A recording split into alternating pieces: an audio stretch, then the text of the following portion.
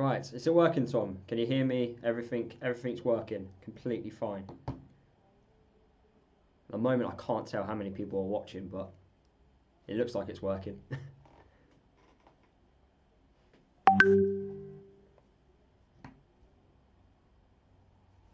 Right, fantastic. Definitely works.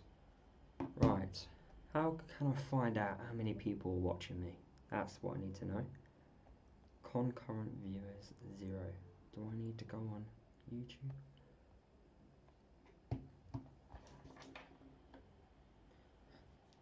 Right.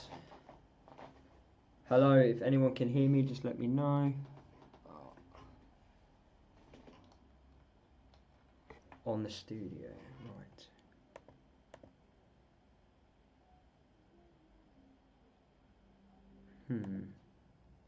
On the studio. So I've got like the studio panel here, Tom, on the right hand side. But it's got excellent, it's telling me like, it says views 0, chat rate dash concurrent viewers dash. Is it on this one? Participants. Oh, okay. It says participants there. Okay. Interesting. Let me advertise that I'm streaming. Discord. Oh, here we go. Yes, now it's loading. I now have people in. I can see numbers. There are people in the chat. Fantastic. Right, here we go. Hello, everyone. This is a test, making sure that I can do live streaming on the weekend correctly. On the OBS Studio, does it have tools? Then stats. On the OBS Studio. Where's the tools? Haha, it's tools. It says captions, automated, automatic scene switcher, output timer, scripts, web socket server settings. Hello Rose, how you doing? I'm glad the stream is much better. You can all thank Tom for this.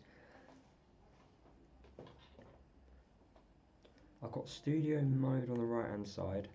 No, don't want to. Oh, undo. Interesting. I don't know what's going on here. Participants.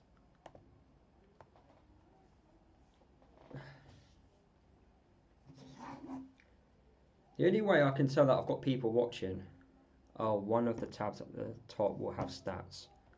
One of the tabs. Live chat. Okay. We don't want top chat, we want live chat. All messages. Okay. Yeah, the only way I can see is when I've got participants, when I drop it down on the menu. So at the moment, it's only telling me I've got 3 people there. But on the right-hand side, it says I've got more people watching. This is interesting. This is going to be a work in progress. All right, settings. No, we don't want that. We will get better. I've got 10. Okay, yeah. So you saying 10's watching? I've got that here. Okay, fantastic. Right. Hello everyone. I think I've got this working. This looks okay. It's gonna get something used to. Get used to it. Right. I need to charge my phone as well. Right. Let's go in here. Right. I'm currently watching the Cardiff versus Hull game. So I'm talking to you guys while watching this because it's massive as it involves Luton. As we kind of, I think, need a draw from this game. These are 2 teams which we're trying to catch and try and, well, make sure we don't go far away from if we want to stay up in the Championship this season. So that's the current game which I'm watching. It's currently still in the first half. 5 minutes have been added on in the first half. Tom, you put, I'm off tomorrow so we can go over it tomorrow if you're about. Yes, I am about, Tom. I'm on medical leave still. long questions.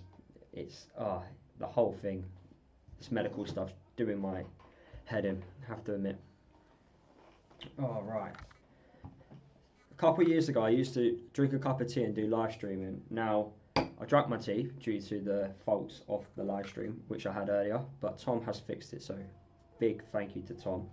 How is everyone doing?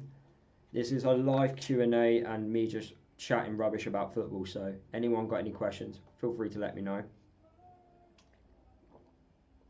Also, there is a very drunk man outside my flat, so if you can hear him singing, I do apologise. I hope I don't get copyrighted because if he's singing outside.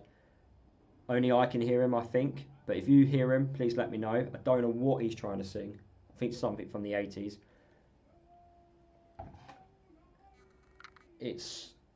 I honestly don't know what he's doing. I really don't. It'd be funny if you lot can hear him.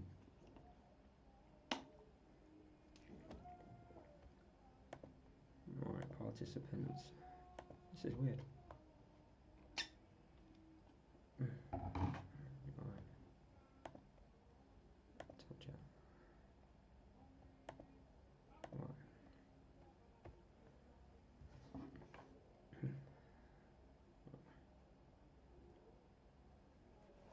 Let's advertise this. Right.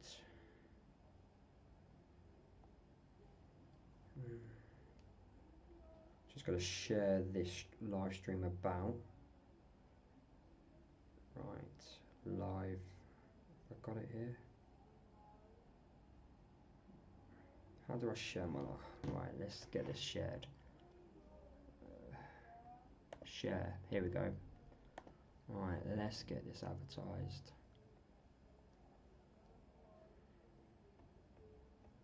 Right, Discord.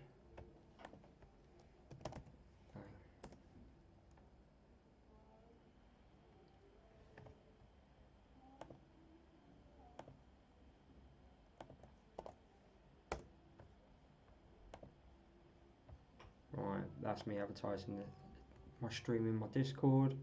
If you haven't joined my Discord, the link is in the description below. Everyone's really quiet in the live stream today. Ask me questions, people. I know you're watching. I can see the numbers. Tell me who's about. Don't be afraid to ask a question. Right, live. Oh, first half has ended between Cardiff and Hull, 0-0 at the moment.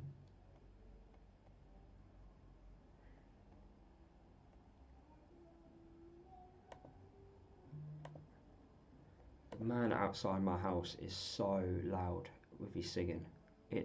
I can't even tell you what the song is. I do want to get up and actually have a look at what the guy looks like, but I don't want him to spot me. Hello Jordan, how do you feel the rest of the season will pan out? I've got a feeling what's going to happen, and I really hope it doesn't happen, is we're going to lose the next couple of games, but out of nowhere we're going to start winning, but then it's going to be far too late, and then we'll miss out by staying up by like a point or 2 points, and then we'll all look at it and go back and go, why did we not start winning games a lot sooner? That's how I see the season panning out, and I really hope it's not like that. I want it to be win against Portsmouth at home, but that's definitely going to be tough because Portsmouth also want to stay up. It's like we're kind of like in control whether we do it or not. We can keep, like, I'm looking at the Cardiff versus Hull game today and praying that neither side win, but realistically we've got to play both teams. If we just win our games, we don't have to worry about any other side in the Championship. So I'm just praying that we just win our games, we beat the teams around us in the Championship, and then we don't have to worry about anyone else. That's what I'm hoping happens, but with these group of players, I just don't know. I really don't know. That game, oh, I've gone out of focus. But yeah, after what happened against Watford, it doesn't fill me with confidence because you expect a group of players to react and, you know, fight in a derby game, and they just didn't do it. That's what really frustrated me. So if they can't do it in a derby game, I just don't know when they can do it. So I've got Manchester is blue. He went, hi, I watch all your videos, much appreciated. And as you are a Man City fan, so I do appreciate non-Luton fans watching my videos. Does mean a lot because I do just chat so much about Luton. That will change though. I have to admit that will change in the future. I still will be making Luton videos, of course, but I do want to make more EFL content because that's the way I feel like the channel needs to grow. Jordan, you've also put, I cannot get my head around what has happened. I just cannot see where a win is coming from. I feel like most of the team want it way more than us in every game. Yeah, that's how it does look. It also feels like the players just don't have the confidence at all. And when I was speaking to Luke Berry on the walk out from Watford Stadium all the way to the car park, he was just saying to me how like the players, they just need to get a win out of anywhere. Like they just need to just grind out a result, even if it's a lucky win, and then that win can just spark the confidence and it could spark a good momentum and go on a good run of form. But you're just desperate for that win so much. It's frustrating. Christian has put, which players should leave Luton at the end of the season and which ones should stay. I would keep all the players we signed in January, of course. They ain't going to be going. McGuinness, I can't see him leaving the football club with the amount of money we paid for him. We didn't spend 10 million. 10 million is only if he activates all the add-ons, which is in his clauses in his contract. So you're most likely going to keep him. I would keep Shea because Shea is definitely a League One goalkeeper. Now I know he hasn't played the last couple of seasons, but I think Shea does a good job. And last time we played in League One, he kept the most clean sheets. I think he was in team of the season as well. So it would make sense to keep Shea. I would try and get rid of as many players as possible. I don't see us getting rid of 25 players, although I wish we could. I would say it has to be at least 10 players leave the football club. I am going to make a video on this at the end of the season like I always do. And I'd go through each player, who I would keep, who I would let go. But I feel like the likes of Baptiste, he still has another 2 years left on his contract, so I can't see him going. And which football club out there is going to go for Baptiste with the way he's currently playing at the moment? He can't even last 25 minutes on the pitch without getting injured. He is literally a walking injury. I know he's not trying to do it on purpose, but I don't know what's going on with him. It's like he's made of glass, and it sounds very harsh, but he was meant to be our like statement signing in the summer, and Edwards and Bloomfield both have said that he's this amazing player, and we've just not seen it. We've seen it in like a couple of minutes, but we've just not seen it enough. There's a reason he was a Premier League player, so there's definitely something there. But since he's been a Brentford player and been a Luton player, he's just not ever been fit. He just keeps getting injured, and I question what he's doing. So it does come across that I'm being harsh on him, but is he doing the correct rehab? Is he doing, what he's being asked to do by the physios? Because it just doesn't. It just feels weird. And when he came off the pitch against Watford, the fans booed him, and because they've had enough. They don't want to see this keep happening. So, and as what Adam has said, terminate Baptiste's contract. I wish we would, but with him got 2 years left on his deal, financially that's going to be a massive hit for us. So I guess we've got at least another year of him. In League One, when it's a lot more physical, I have a lot of doubts whether or not he can handle it. I've got loads of question marks on him, because this is what happened to Jack Wilshere, where he just kept getting these frequent injuries and he could never look after himself. Thoughts about Hull City season? They made a very poor decision in getting rid of Liam Rosenior at the start of the year, I have to admit. I don't know why they got rid of him. I felt like if they kept him in charge, they definitely wouldn't have had the season they've had. But Ruben Selles, I think, has kind of transformed their season a little bit, and I do rate him as a manager. They had a fantastic January recruitment, bringing in Matt Crooks, Joseph. They also got in Louis Barry as well. Although Louis Barry hasn't performed at the same levels he was doing at Stockport County, he's still a fantastic footballer, and on his day I think he can cause plenty of teams problems. But Hull, I think, are staying up, in my opinion. I don't see them going down. I think Cardiff are one of the clubs. If Luton can catch a side, it'll be Cardiff, in my opinion, because their squad I look at, I don't think it's good enough to stay up. But then again, everyone's saying the same about this Luton team, so Um, Mason has put, hi Lewis, hope you're having a good day. How much money do you think we were spending in League One? And I think Morris is one of the worst captains I've seen at Luton. Needs to get into the players more. Um, how much do I think we're going to spend in League One? That's a good question. I think in League One, people are not going to like this, but you can get a lot more free signings in League One because players. You can get League One quality players in League One on a free deal, and you become a highly attractive club. And a lot of players in the Championship as well, when they're like squad players, they sometimes join like top end League One teams. And if we were to go to a League One side, if we were to become a League One side, we could get those types of players through the door. I do think we will try the cheap option. I think we'll always try and do it. If we can do it, we will always try and go for the money, the business aspect. But then again, I don't ever have an issue with spending money. Mine's more getting players through the door. In this upcoming summer, we need to get players through the door. We cannot repeat what we did last summer.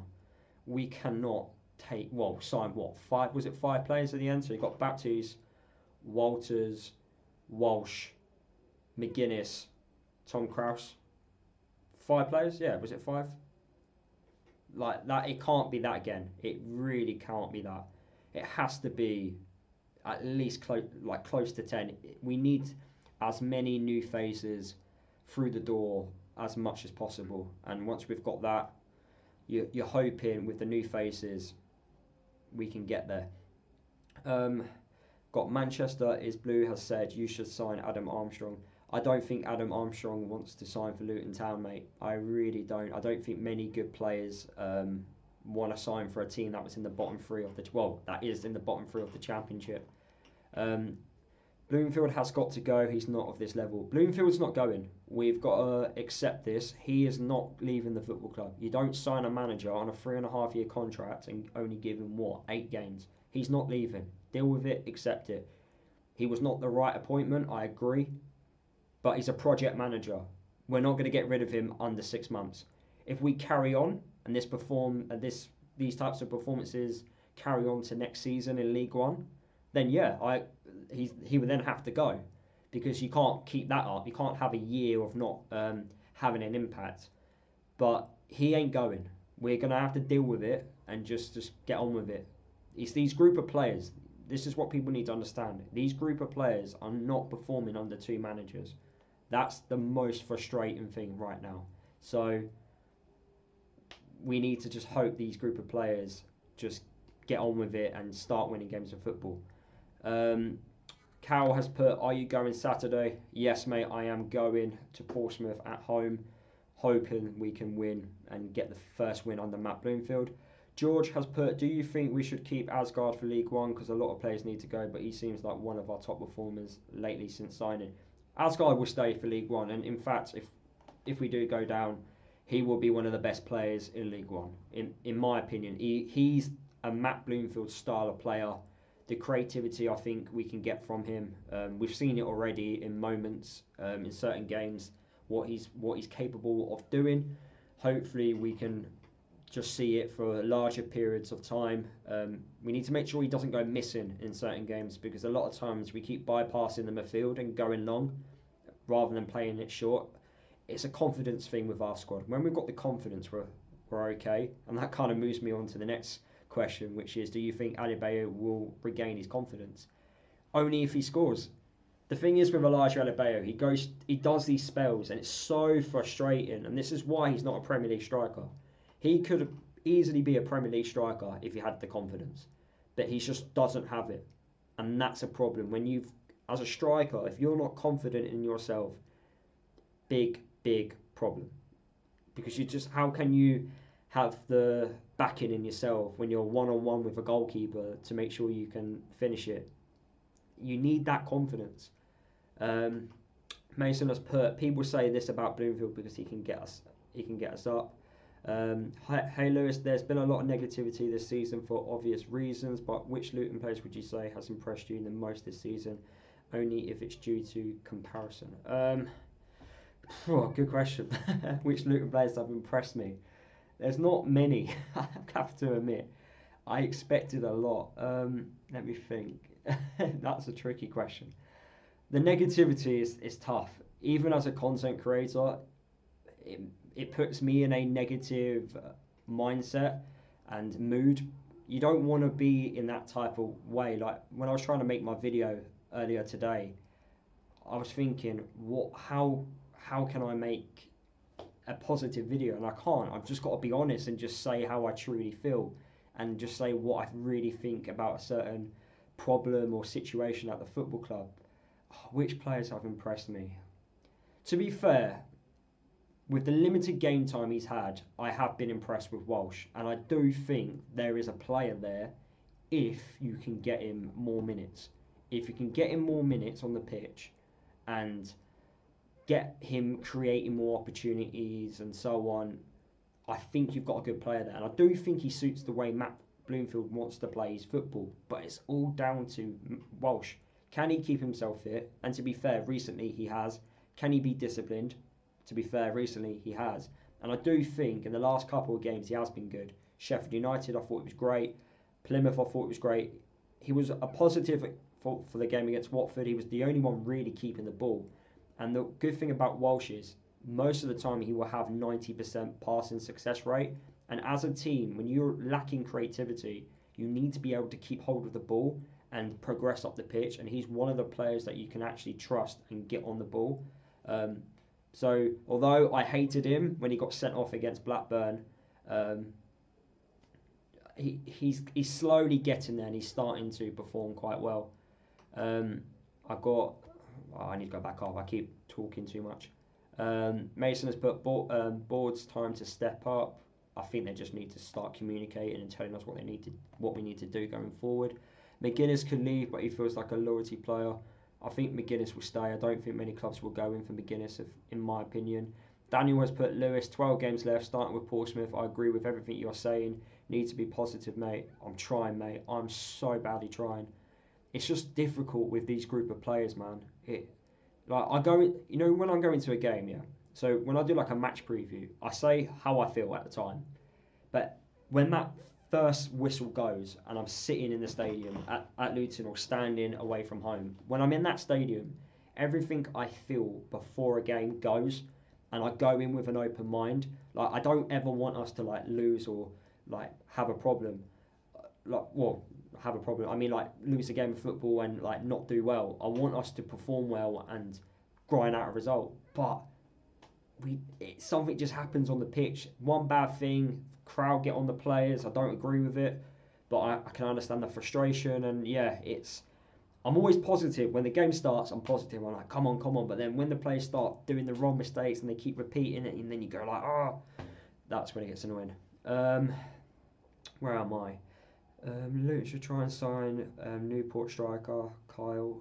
I know who you're going on about. He's been great for them. He's still young and has potential, and he's also 6'9". It would be interesting to fit. So Michael has put that Luton should sign the massive striker who plays for Newport County. I think he's on loan there. I think he's permanently at Huddersfield, but he's on loan from Huddersfield at Newport County. I could be wrong, but I defo feel like he did sign for Huddersfield. And he's like 6'9". He played in non-league football. He played for Solihull Moors. I know who you're going on about. I feel like we need to get away from the tall man striker. I think we need to start going back to like the pacey strikers. Richard Coney would have been such a great signing for us. I'm not saying he could have been the answer, but I do think he could have been a really good signing for us. Got the fact that we are talking about being a League One club after the excitement of the Premier League promotion is so depressing. Tell me about it. Who would have thought this would have happened? At the start of the season, I did my predictions on where I felt Luton could finish, and I said top 10. And so many people in the comments were like, Lewis, why are you not being ambitious enough? Why are you only saying top 10? And I knew from the summer something was wrong. I felt something inside was wrong. And I always say, like, when you get relegated from a division, the division you then go into, you have to finish in the top 10 because your players should be more than capable of doing that. And in my opinion, these group of players are capable of finishing top 10. It's a confidence, it's a mentality thing.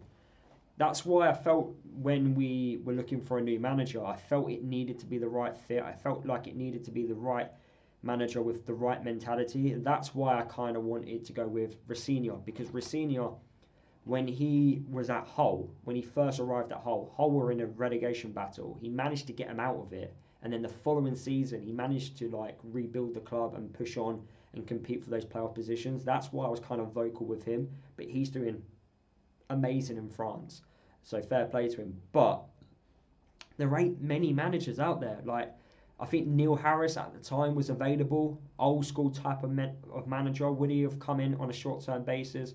The thing is, Luton want a project manager.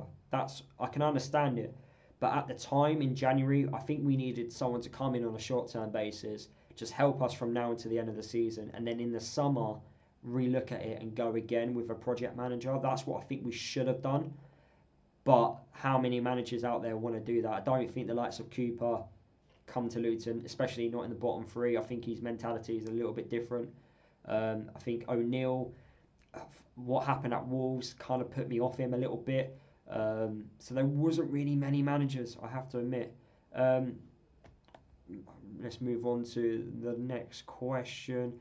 Do you think Naismith can help McGuinness improve? I hope so. I think with McGuinness, we've been told that he's got really good leadership skills and he's going to be a future captain one day. So I'm hoping Cal Naismith, you can tell with the way he goes about himself on the football pitch that he has that leadership, he has that organisation skills, and I think McGuinness definitely needs to learn from him. He's still young. I do think he will come good eventually. But yeah, there's a lot of development there. And when you've got the likes of Tom Lockyer in the building, I really hope McGuinness can learn from Cal Naismith and Tom Lockyer. That would be great. George has put, do you think any players will move to any bigger teams in the summer? Because individually we have good players, but players are judged by team performances. And that's not going well for us right now. I do think they'll go. Because a lot of clubs, I think, in the Championship, if we do go down, that is, we'll look at our team and go like, right, we know this player can play Championship level, and Luton might allow him to leave the football club on a small fee. So I do think some players will go away. So Brown, for example, he's at the right age. I think he's 26, 27. So a Championship team might look at him and go, well, we could get a player who's approaching his prime at a really good price and give us a deal, and we might accept that on the basis of we want to try and get offload as many players as possible, but we might struggle to do that depending on how many years are left on their contract. I hope that makes sense. I think Alfie Doughty will also go. I can't see him playing League One football. There was Premier League interest in him in the summer, and he has been one of the few standouts. To be fair, and someone asked me that question actually earlier. Who's been the standouts? Alfie. Especially his defending. I didn't realise how good of a defender he was. Going forward, we know what he can do, but I didn't realise how good defensively he was. Some of the stuff he does is quite impressive. I actually think going down to League One is good for us, helps us rebuild for the next 2 to 3 years. I know what you're trying to say, but for me, if you can stay up, stay up. League One, there's some big teams in that division. Portsmouth spent years trying to get out of that league. Sunderland, the same.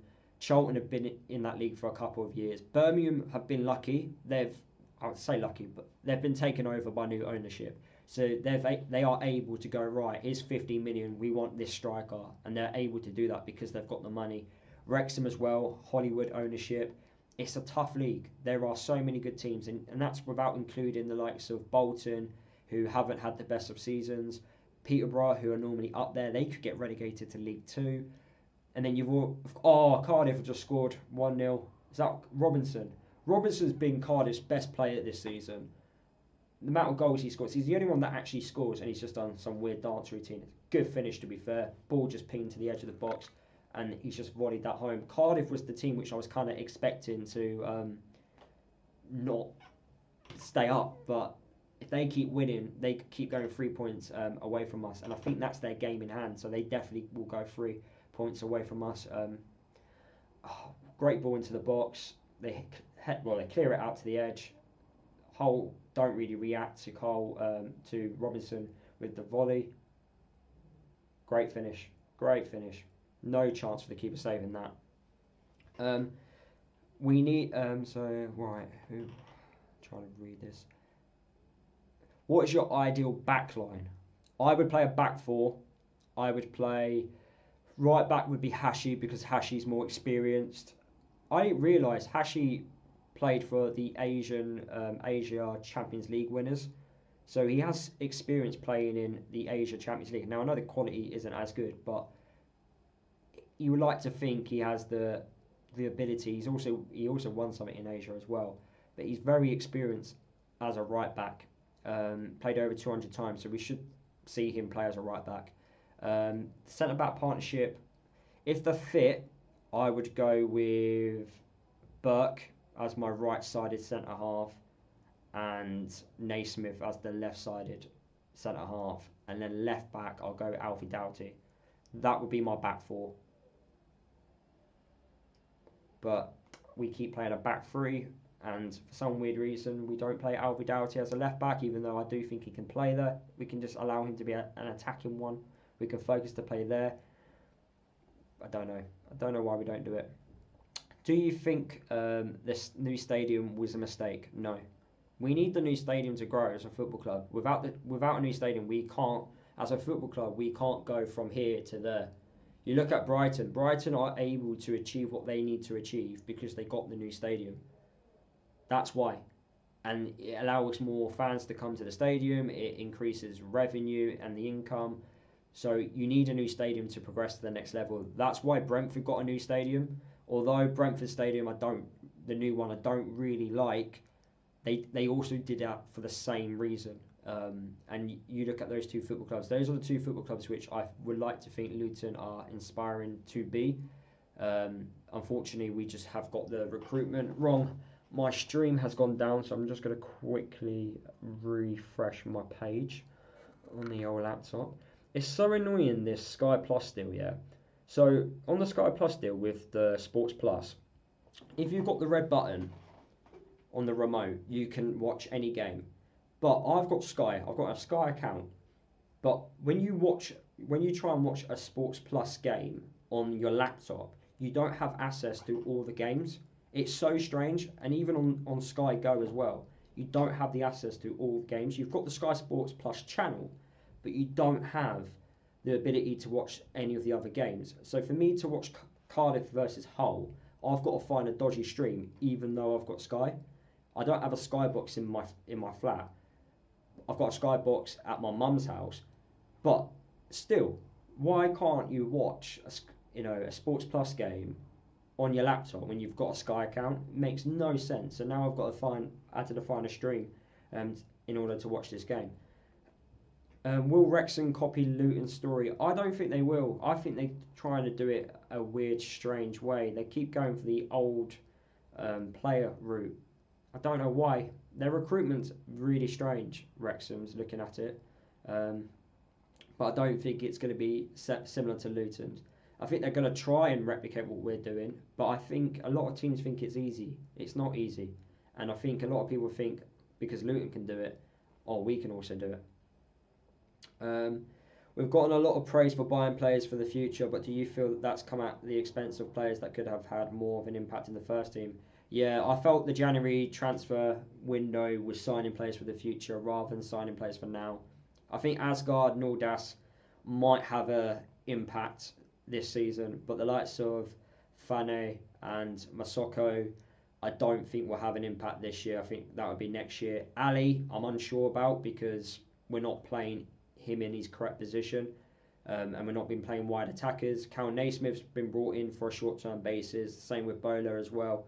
So those are the two players which you're looking at thinking, right, they should have the instant impact, but we're not even playing Bola in his correct position, which is just mental in my opinion.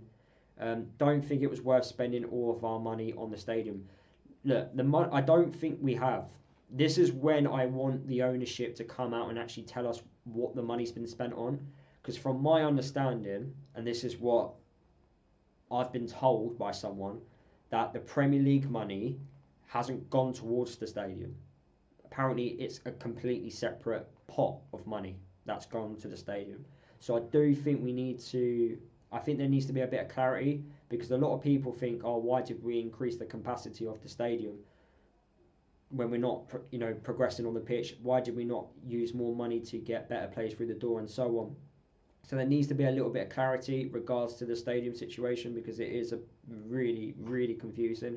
Even I'm getting confused by it. But regardless of what size the stadium is, we need a new stadium. We just need one. You know, even if we're not going to fit it, you can give more tickets to away fans. You just need to have the stadium in place for whatever happens, whether that's like a mental cup game, you can sell it out and just have that ability. You can always give like free tickets out to schools in the local area for the future generation of supporters. We just need a new stadium. That first year in the new stadium, regardless of what league we're going to be in, we're going to have quite a big attendances throughout the season, because loads of people are going to be ground hoppers and they want to tick the new stadium off. And lots of people are unable to go to the Kenny because of how restricted capacity it is and the old school factor of it. Loads of people would love to come to that stadium, but they just can never get a ticket. So the new stadium will allow people to actually watch Luton for the very first time, and they definitely want a ticket off. You said we shouldn't go for tall strikers and maybe pacey strikers instead. If Stoke don't go for a perm deal with Tom Cannon, it would be a class signing. Tom Cannon has signed for Sheffield United on a permanent transfer, mate. He was recalled back by Leicester, and then Leicester said, right, we're going to sell him. And then that's exactly what they've done. He's gone to Sheffield United. He hasn't actually started well, to be fair. Not many January signings have done amazing from what I've seen as well. So yes, it's a weird one. January is such a difficult month to do business. Benjamin has put, how likely is it that we will go down? At the moment, on the basis of the form and the lack of wins, I would say 90%. At least 90%. I'm probably being a bit too nice by saying 90%. We just need to step up, man. We just need to figure out a way to win games of football. Aidan has put, what game from last season at the Prem was game over to be relegated? My one was Brentford at home when we lost 5-1. I think the Bournemouth game was pretty much the game that I think done it for a lot of people. When you're 3-1 up away from home, you like to think you win a game of football.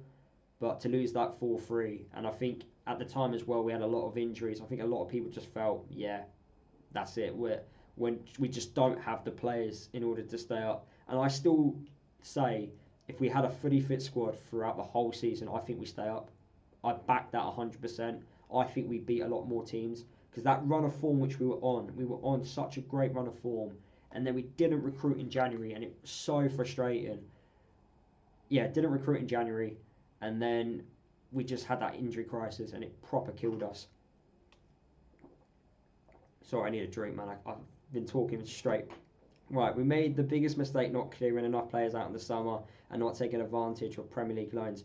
My opinion on loans is quite different. I don't mind them, but the problem which I have with a Premier League loan is they can get recalled back in January, and that's what really frustrates me. And you saw that quite a bit in the Championship. A lot of players were getting recalled back, and it really frustrated me, because I think when we had Dewsbury Hall on loan from Leicester that season, it was fantastic to have him throughout the whole season.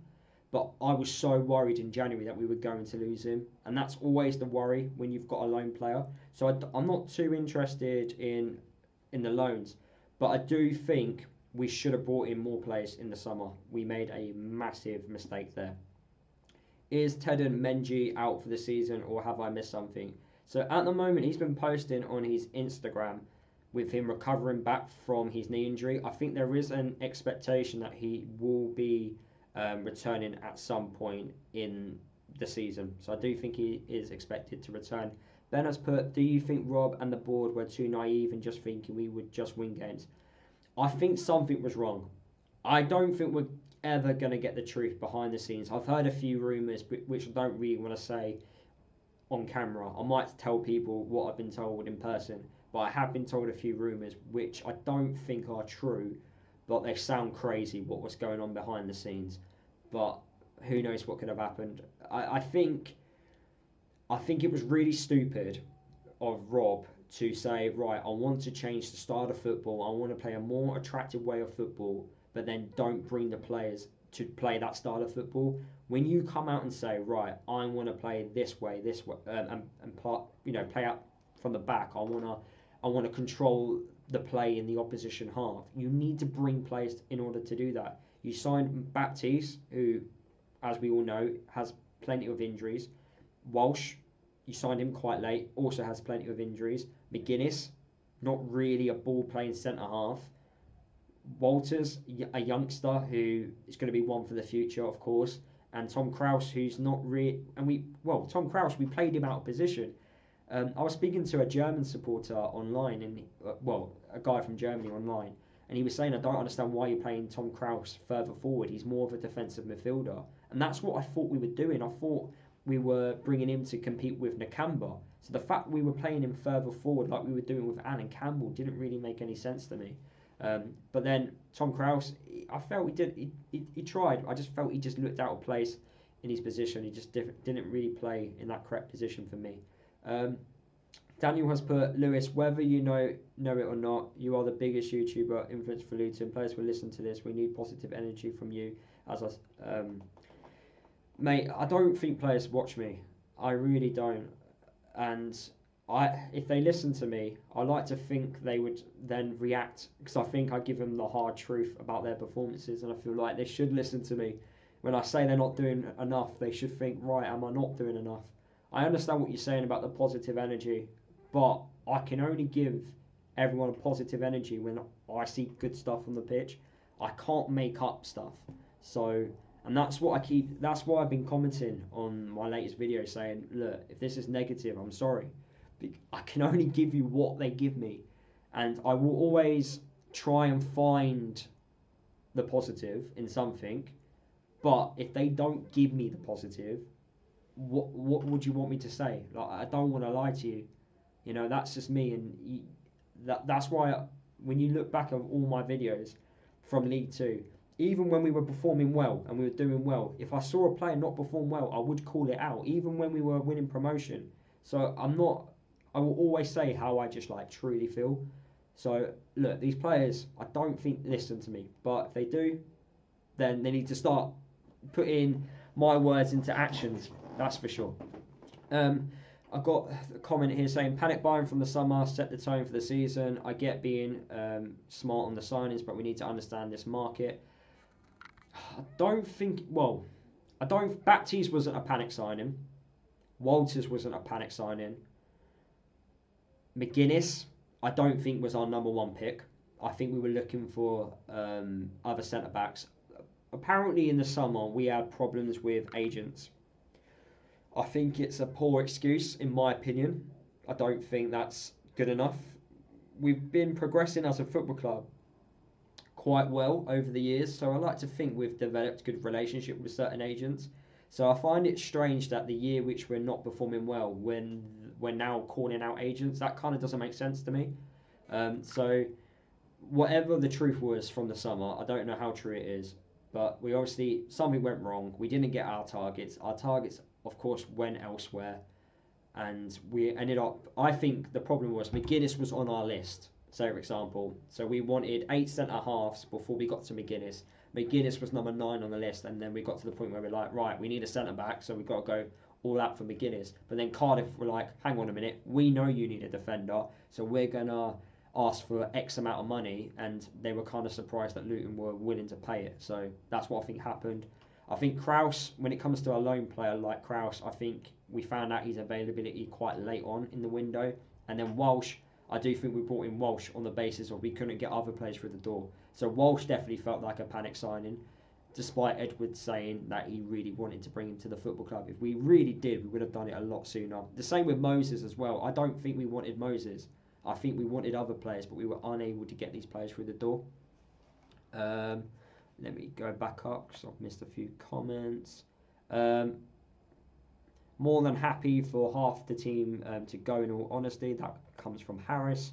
Daniel's put, everything you have said, time for slating at this stage as where we are in the league is at the end of the season. Don't disagree with anything you have done. I understand what you mean, Daniel. I do understand. But, you know, when I review a performance, I'm going to be honest and say, like, if a player hasn't done well, they're not performing. That's the issue. Like, I can wait until the end of the season, but I can say it now. I don't think anything's going to change. I just really don't, in my opinion. 80% of the players don't care. The thing is, I'm not going to question whether they care or not because I don't know them personally. But something's not right mentally, and I do think it's a lack of confidence. Billy has put, do you think Bloomfield was the right appointment? No, I don't. I think he would have been. He's the right Luton manager in terms of he ticks all the boxes. But as of right now, was he the correct one? No, I didn't think he was, and he wasn't my number one choice. But when I say to people when they want Bloomfield sacked, because a lot of people go, I want Matt Bloomfield to leave the football club. I always go to them, who do you want to replace him? Tell me who you want, and they don't give me a name, because who's out there? Who's out there that could get a reaction at these group of players? I'm convinced not many managers get a reaction out of these group of players. I really don't. I don't even think the best manager in the world gets and you could say that's Pep. I don't think he gets a reaction out of these group of players. I really don't. Who would you say are 5 players that actually care about the club staying up? I think Morris does come across like he does care. I think he does.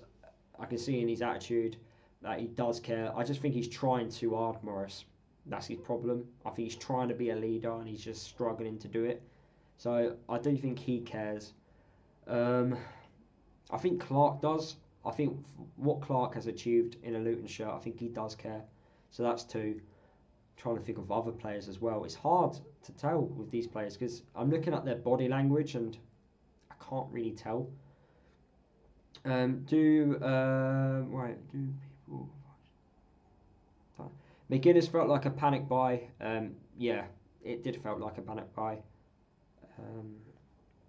Billy has put, also, would you have taken Nathan Jones back? Yes. No, actually no. backtrack. I would have loved Nathan to come back, but the issue is these group of players are not Nathan Jones players. That's the issue, in my opinion.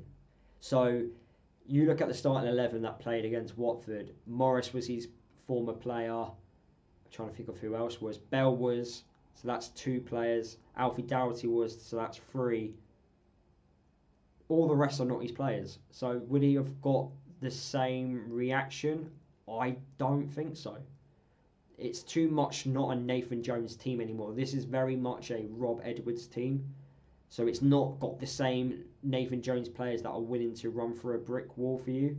So I don't know if we would have got the same reaction, but I can definitely tell you for sure, Nathan would definitely have come out and said a few hard truths about these group of players. And I do think the January transfer window would have been different if Nathan Jones was in charge. Oh, I've gone out of focus a bit. There you go, I'm back. So yeah. Thomas put, I think Tiger is asking if you watch any other Luton vlogs. Yes, I watch every Luton content creator. I think you have to. Tom, amazing with his vlogs. OK Football, Ollie. I think his football podcasts are good. We Are Luton Town football podcast as well. I'm probably missing a few others. I watch everyone. And I think it's very important to watch everyone because you want to know what they're doing. And then you're like thinking, right, they've done something really good. Can I adapt and make my own version of that? I think it's important. And I also think it's very important to support each other as well as content creators. If you didn't know, Tom helped me set this up. I wouldn't be live streaming to, I think, over 200 people right now if it weren't for Tom. So thank you, Tom, for helping me set this up. So do appreciate it. So stuff like that, you've got to help each other out. Tom's doing amazing as well with all of these vlogs. And he doesn't just do Luton content. His gaming is massive. Does it on TikTok as well. I'm always watching his GTA live streams on TikTok. You know, it's great, you know, and it's really good that we all support each other. Who do you think will come second behind Leeds? I think Sheffield United. I know they lost last night. I think they will do it. They just know how to grind out results and just get ugly wins. Charlie's put, I'm a Luton fan, love your content. If we go down, how will... Sorry, mate, I don't really know what you mean by that message. Philip has put, if you could magically change manager now, would you? Who's out there? That's my issue. Who would you bring to this football club right now who's going to come in and have instant results? I just don't know who's out there that could do it. I really don't. The only one, and it's so unrealistic, and I don't think he comes back, is Sam Allardyce. Apart from him, I don't know who would come to the football club. So yeah, I don't know. That's just the truth, man.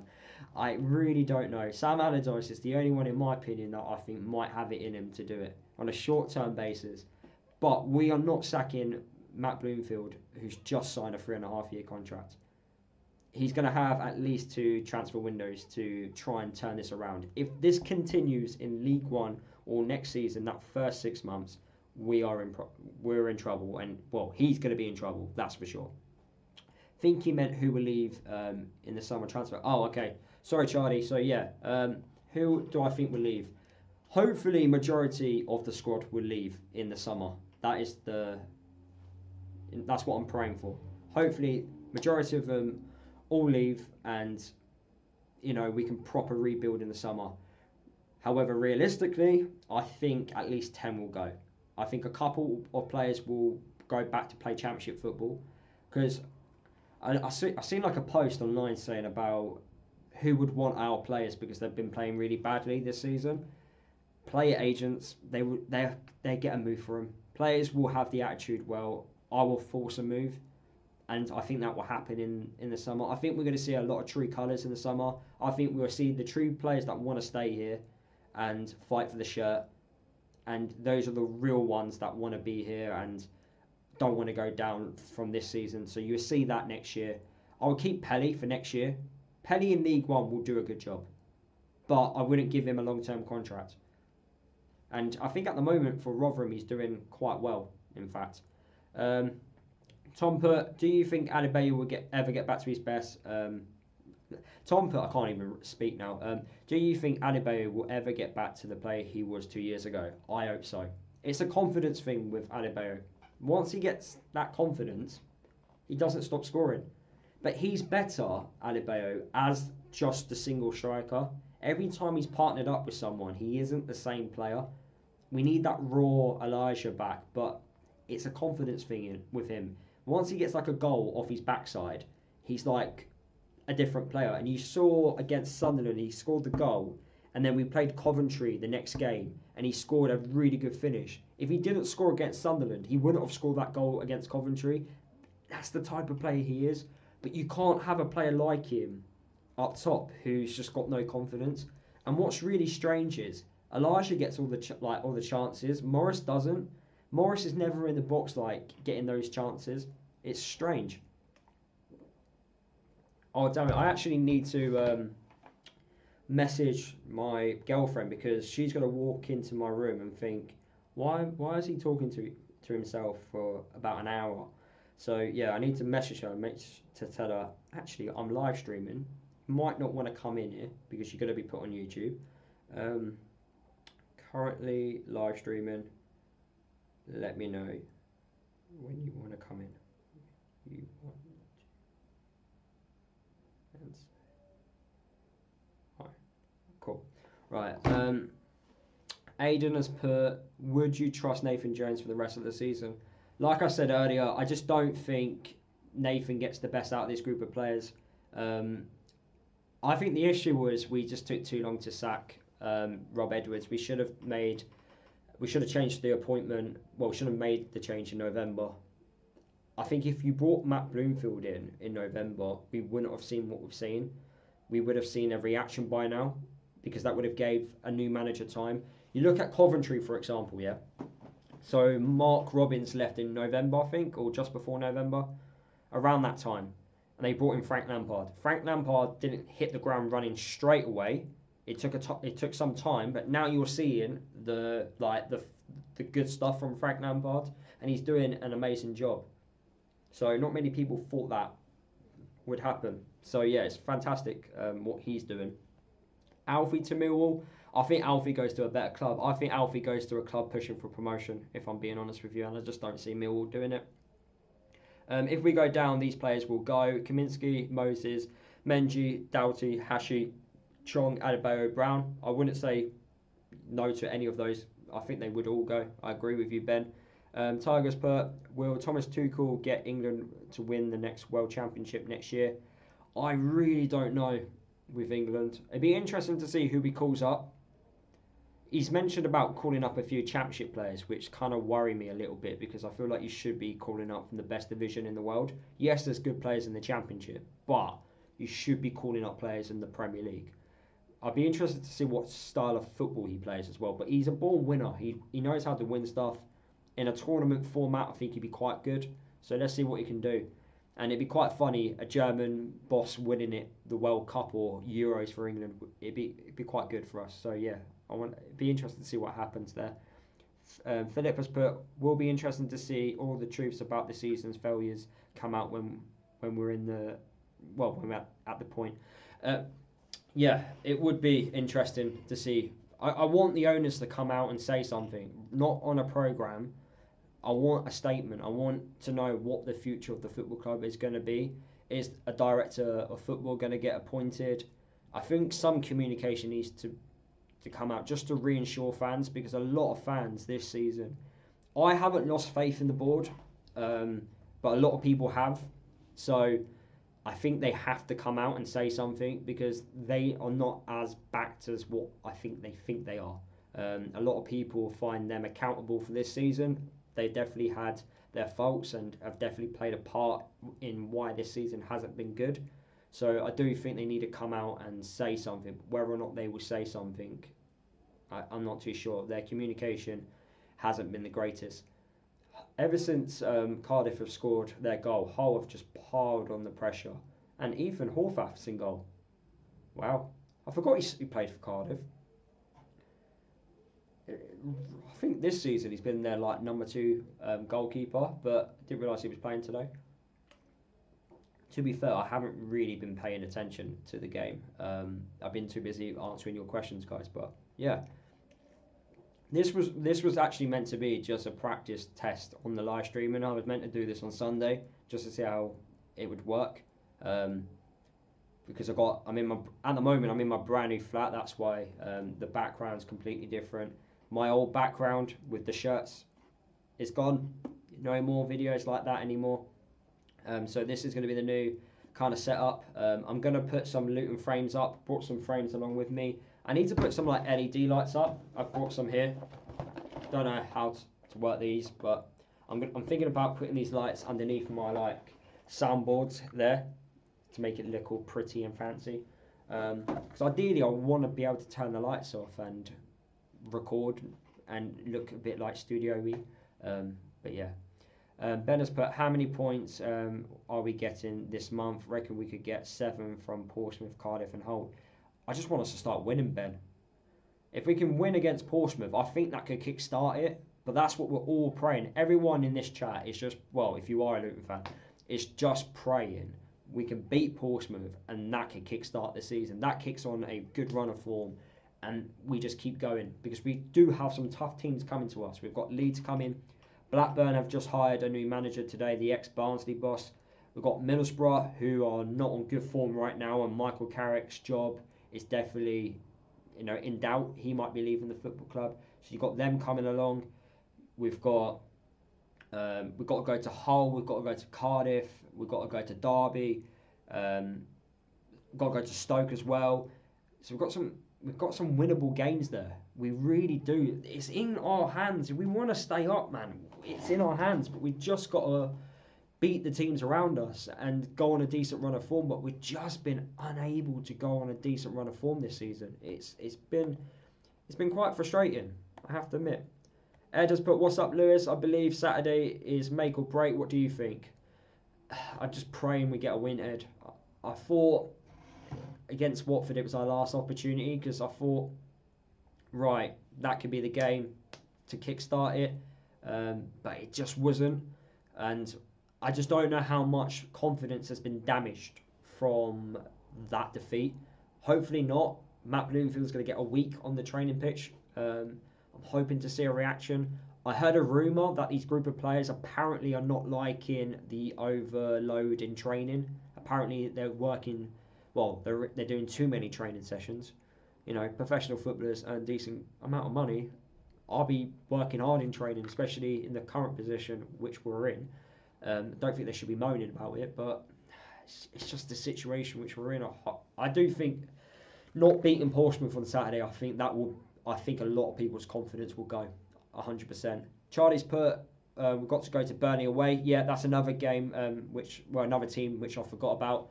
And Burnley do not concede. We're a team that don't score goals. That's got either a 0-0 or Burnley get 1 or 2 goals in that. But they did score 4 goals recently. John has put, if this is the first time for a live chat, I've enjoyed it, Lewis. Listen to it all the time. John, appreciate the nice comment, but Lewis is spelled Lewis. That's the correct way. I let you off this time, John. Aidan has put, would you rate Harry Cornick if we are in League One? Would you sign Harry Cornick if we're in League One next year? I am an American, but have been to one game at the Kenny in 2018, and he looked like an exciting player then. Fantastic, Aidan, that you're supporting the channel all the way from America. Whereabouts in America are you from? I've been to LA and New York. I've done that in the last 3 years. Which game did you go to in 2018? And also, Harry Cornick. He's not playing for Bristol City at the moment, and I definitely think he will sign for Nathan Jones if Charlton don't get promoted. Nathan loved Harry Cornick. I think his work rate was absolutely amazing throughout his time for Luton. But I think it was the right decision to let Harry Cornick go, because Harry Cornick wasn't the player to take us to the next level. He was one of those players that would get into these fantastic positions and just was unable to finish those chances. So yeah, unbelievable player on his day. He could cause all sorts of problems, but that final product, that final bit in his ability, he just lacked it, and that's probably why he hasn't gone on to bigger and better things. And yeah, at the moment he's not, I guess, playing regularly for Bristol City, and they're a little bit disappointed that they actually signed him. Billy has put, apparently Dabu isn't very popular. I think he's just brand new within the team. You think foreign player, just getting used to what life is like in England. He's probably a little bit frustrated that he was in the team and then he's been kicked out of it due to lack of experience. I think he's one for the future for sure. We spent a lot of money on him, so we're kind of hoping that he does end up becoming a really good player for us. I just want to take a moment as well to say there's 250 people watching me right now, so thank you so much. I've never had this amount of people watch me on a live stream, and considering this was just a out of blue thing, nothing planned, appreciate it massively. Feel free to keep asking me questions. I'll keep going until there's no more questions. So my voice is already starting to go a little bit, but I appreciate the love and the support. It keeps me going, it keeps me motivating, and I've got a smile on my face. You guys haven't seen a smile on my face this season that often, so look, I'm smiling. Ed has put, all the injuries we had makes you wonder if it's down to overdoing training. The thing is, Ed, this was happening under Nathan Jones as well. So I don't know if you remember, in the year we reached the playoffs and we got beat by Huddersfield, that particular season, we had a goalkeeper crisis, a defender crisis. We ended up playing Elijah Adebayo and he was like limping for like 10 minutes in the playoff semi-final. It's carried on for a number of seasons, and I read a report. I don't know. Well, it kind of makes me believe that the report's true. So apparently, since they've introduced the new football rule with the 5 subs, there's been a lot more injuries to every football club. So the injuries have massively increased, and the reason for this is because you're able to make more substitutions, but in the attacking third. So when you bring on an attacking player in the last 10 minutes of a game, and so you think defenders are going up against attacking players, they're twisting and turning, and they deal with that for about 80 minutes, and then another team brings on a couple more attacking players. Those attacking players add that more threat, and what's happening is the defenders are overdoing themselves because they keep going up against these attacking players constantly, and they're not having enough, rest and deload. It's mental, really. It's absolutely mad, the increase in injuries. But we're not the only club getting this. You look at Manchester United, one of the biggest clubs in the world, and they've got so many injuries, and they're playing their youth players. But you like to think their youth players are at least Championship League One level compared to our youth players. Let me go up for a second. I missed out a few comments. Charlie's put, what's your score for Saturday? I think 2-1 loss or a 1-0 win with Nordas gets a goal. I'm going to be positive and go with a win. 1-0. Don't know who's going to score, but a 1-0 win. Ed has put, yeah, fully remember, mate. It's ongoing. Yeah, these injuries are just absolutely mental. I've got, as a United fan, it's really sad to see Luton going to get relegated once again. Trust me, since I've been following Luton, so I've been about I started following Luton when I was 2-3 years old. My mum took me to my first game when I was about like 3 or 4 years old, and we were in the Championship. We suffered 3 relegations in a row, and then you've got the Premier League, which is 4. If we get relegated this season, it'd be my 5th relegation I've seen in my lifetime. Well, I say seen. I don't really remember the earlier relegations, like when we had like the point deductions and so on. But I have to admit, the Premier League one hurt a bit, and this one's hurting a little bit more. Joe Turner, who's a member on my channel, appreciate you, Joe, being a member. Do you get insider info from the club? No. Well, I say no. I get 1 or 2 things from people, but it's not concrete info. Sometimes it is, sometimes it's not. You kind of have to take it as a pinch of salt sometimes. But because I've worked in the TV industry and I know a couple of ex-professional footballers, I kind of ask about, and I just use my connections really. But yeah, it's not proper inside info, if that makes sense. But it's information that I can trust sometimes. Aiden's put, I am from South Carolina. My dad and family are from Bedford. My great uncle played for the Luton youth squad, so I have been a lifelong fan. Thanks for all the great content. Thank you, Aiden, for just watching, mate. Like, I appreciate everyone. Anyone that spends any time of their day watching my stuff, thank you. I don't ever expect it. Like, the growth of my channel this year in particular has been amazing. It's motivating me to do even more content. That's why I'm now live streaming. I'm proper taking it seriously. But yeah, I appreciate everyone who watches me, commenting, liking, sharing, everything. You don't have to do it, and you're doing it because you want to support me. It means a lot. I massively appreciate it. Ben has put, Lewis, that injury report, does that mean there's a higher rate of defenders getting injured since the 5 sub change? Yes. So a lot of defenders, because of the new 5 sub rule, keep getting injured. Get lots of regular injuries. Attacking players, it's happening a lot less because they're getting like fairly regularly rotated. So like you think a lot of attacking players now are playing roughly 60 to 70 minutes and then getting subbed off for fresher attacking players, whereas defenders, they don't often get subbed off. It's very rare for a defender to get subbed off unless they're performing poorly or it's like a tactical change or getting injured. So it's not, and you don't often see defenders getting injured. But because of the new 5 sub rule, players are now getting injured a lot more frequently. But also the game's getting quicker.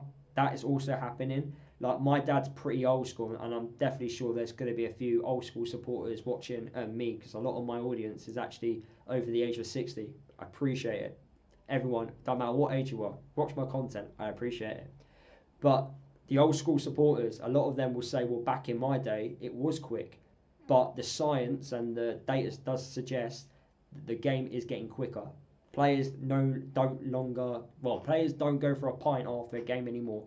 They don't have like cheat meals as frequently as they used to back in the day. They don't smoke as much as what they used to back in the day. So it has like dramatically changed over the years. But sometimes the old school supporters, they go, no, nothing's changed. It has a little bit. Philip has put, the players have seemed fitter at the end of games since Bloomfield has came. Worth the probably the training. But do they need all the pre-game training? Where do we start picking a team with next season in mind? So regards to Bloomfield, so apparently at Wickham, well, from what I've seen, like the data and the reports, what I've seen, Matt Bloomfield regularly rotated at Wickham. He always did it every single week. It didn't matter if they won, lost or drawed the game. He always regularly rotated his starting 11, and that he's brought to Luton. And I think it will work quite well if you regularly rotate, because players will get less injured. That's what happens. And I think with our players, I think they need that. I've noticed one or two players as well have got better with just managing them, and I like to think the likes of Burke, who's someone who's very, very injury prone. I like to think we can manage him a lot better. Baptiste, I think, is just you have to put him to one side. You have to just treat him completely separate. But yeah, the others, I like to think Matt Bloomfield will work his magic. Ed has put 1989 was my first match, sat in the Oak Road as away fans were banned at the time. Been a lot of ups and downs being a Hatter. I can imagine since 1989. Fair play to you. My dad was at the game where Millwall decided to smash up the stadium, along with other fans that were decided to turn up on that particular day. But yeah, fair play. You've definitely seen a lot of ups and downs. Definitely gone through the bad times, but at least the club's in a much better position now. That's for sure. Philip has put, I think players cry off with injuries when the team are struggling easily. I think sometimes that happens as well, Philip. I think you are correct. I think sometimes players go, I've got a knock, I need to come off, and don't really fight through the knock. 100% get what you mean there. John has put, I'm 65 when I play football. Right, John's put, I'm 65 when I play football. I guess you have a cigarette when you play football. Fair play, John. Fair play. Oh man, I'm so thirsty. I can't believe there's 280 people watching me right now. Like last time I did a stream, I guess it just shows you how much the channel has grown.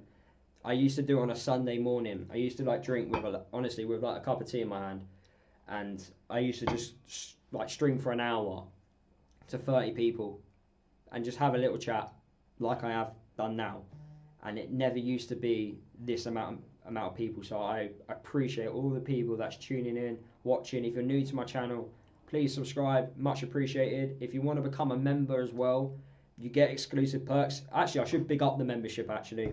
So if you didn't know, you could be a member on my channel. Essentially, my dream is to make this a full-time job. Now it is possible to talk football for a full-time job. Plenty of people do it. But I want to try and make that into more of a reality. And essentially, I've opened up like a membership thing where if you want to, you can become a member. I do it cheap. I do like 2 different levels. You could do a 99p level membership where you pay 99p a month. You get exclusive perks, and also 199 a month as well for perks. And what you get with the perks is you get instant access to early videos. So I will publish like a video maybe a couple of hours earlier, and you get to watch that first. Sometimes it could be like a day earlier as well. So you get early access to videos, you get the chance to like vote for videos as well. You get like behind the scenes posts. Just basically the whole membership thing is really just to support me and help me grow the channel and help me make this more of a full-time reality. So yeah, that's what the memberships are for. And if you want to become a member, that's why I've done it like really cheap as well. I'm not taking the mick out of people. I appreciate people watching me, but if people also want to support, because I've had loads of comments saying, Lewis, I want to support you, then I've given you the opportunity to do that. But if you want to do that, the link is all in the description below. I've got, if we do go down, do you think we'll be the first club to go from non-league to Premier League and back again? I don't see us going down from League One. I say that now, but I don't think we'll get relegated from League One. I think it all determines how many players leave in the summer. If we do go down and we get rid of half the squad, then I think we will stay up and we can rebuild and go again. I can't guarantee that we'll have instant success in going back to the Championship, but it would be a massive rebuilding job, and we've basically got to go again. The football decisions we have made this season have unfortunately set us back as a football club. This time round, we do have a lot more money, which is fantastic. The money is fantastic, so we can enjoy that, and hopefully new stadium comes along. But hopefully the new stadium, we're going to be in the Championship when that does arrive. The stadium is not coming until another couple more seasons, so enjoy the last remaining seasons in the Kenny. If we do get relegated, hopefully it will be the last relegation ever in the Kenny. But we can make sure that the last season it's a promotion winning season, and what great memories we can create in that stadium. Still plenty more to do. Ed has put, I've been watching you for a good few years now. Keep up the good work, mate. Thank you, Ed. Much appreciated. I have seen your comments throughout the years, so it does. I am very appreciative of your time watching my videos. There is a few people as well. There's so many new people as well who I've seen in the live stream, so I do appreciate some familiar faces, some new faces, so appreciate you all. I honestly think we'll be a mid-table in League One if this continues. I agree, Billy. I do agree. This will be, if we carry on, it will be a League One mid-table side. There's so many big teams in League One. It's not going to be easy. I know a lot of people say getting relegated might be the best thing. I don't like that particular saying. Sometimes relegation isn't. And I think a lot of people might have thought that about non-league football. We go to non-league, we smash it, and then go straight back up. It doesn't work like that. It really doesn't. Football doesn't work like that. Unless you spank the money like Birmingham did, there might be a chance you do that. How do you think Chong and Meni have been at Luton? As a United fan, I think Meni was a very promising centre-half in our academy. Chong, the thing with Chong is he's so frustrating because he looks like he has like the ability, the potential to cause so many problems, but he looks like he tries too much. But in defence to him, we haven't played him in his correct position. That's been the problem. He's not had like a consecutive run in the side, so that's the problem. So yeah, when I say consecutive run in the side, I mean like in his position.